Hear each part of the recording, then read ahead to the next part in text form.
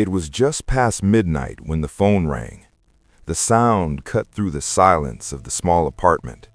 Adam woke up slowly, confused and tired. No one ever called him at that hour. He sat up in bed and looked at the phone. The screen showed an unknown number. For a moment, he thought about letting it ring, but something inside him said he should answer. He picked up the phone and spoke softly. "Hello?" There was a short pause. Then a calm voice answered. "Adam, listen carefully. Do not ask questions. Just listen." Adam's heart began to beat faster. The voice did not sound angry. It did not sound scared. It sounded controlled, almost gentle. "Who is this?" Adam asked. The voice ignored the question.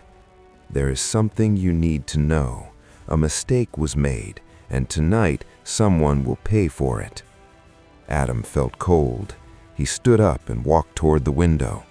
The street outside was empty and quiet. "What are you talking about?" he said. The voice sighed softly. "I made a call I should not have made. Now I must fix it.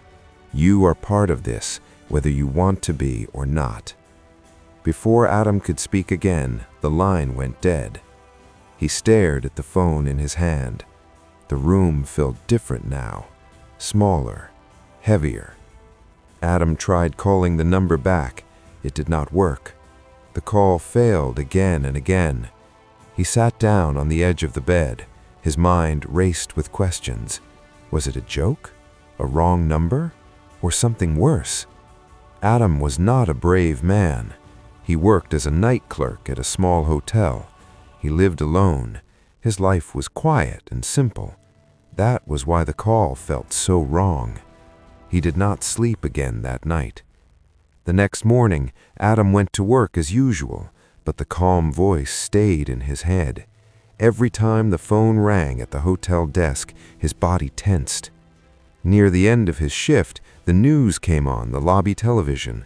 A man had been found dead in a parking lot across the city. The reporter spoke in a steady tone. The police believed it was a planned crime. Adam's hands began to shake. He remembered the words from the call.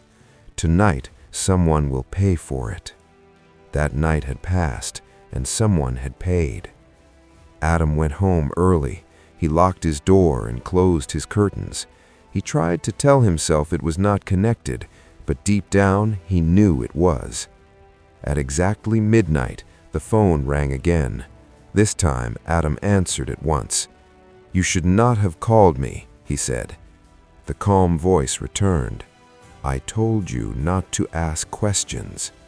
"Someone is dead," Adam said. "Was that because of you?" There was silence. Then the voice spoke more slowly. "Yes." Adam felt his legs weaken. He sat down. "Why call me?" he asked. "I don't know you." "That is exactly why I called. You are not connected. You are clean. And now you are a witness." "I didn't see anything," Adam said. "You heard. That is enough." Adam swallowed hard. "You're confessing to a crime." "No," the voice said. "I am sharing a burden." The call ended again. The next day, Adam went to the police. He sat in a small room with white walls and bright lights.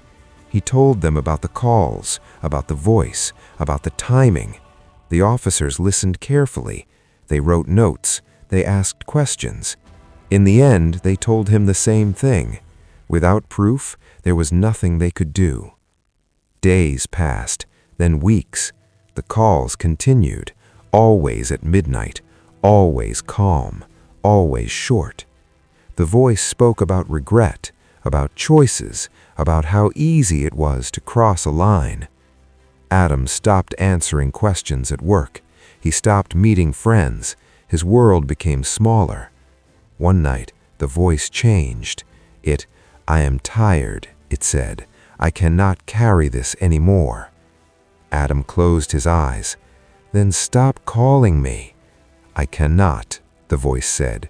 "You are the last step." "What does that mean?" Adam asked. There was a pause. Then the voice said, "Tonight you will see me." The line went dead. Adam did not sleep. At midnight, someone knocked on his door. Slowly, Adam walked toward it. His heart felt like it would break out of his chest. He opened the door. A man stood there. He looked ordinary, tired eyes, calm face. "It's you," Adam said. The man nodded. "I needed someone to remember me as a voice, not a monster." Adam stepped back. "You killed someone." "Yes," the man said, "and I will not run anymore." Sirens sounded in the distance. "I called the police before I came," the man said. "I told them where I would be." The man looked relieved, lighter. "I just didn't want to disappear without being heard." The police arrived moments later. As they took the man away, he turned back once. "Thank you for answering," he said. The door closed. The nights slowly became quiet again. Adam never forgot the last call at midnight.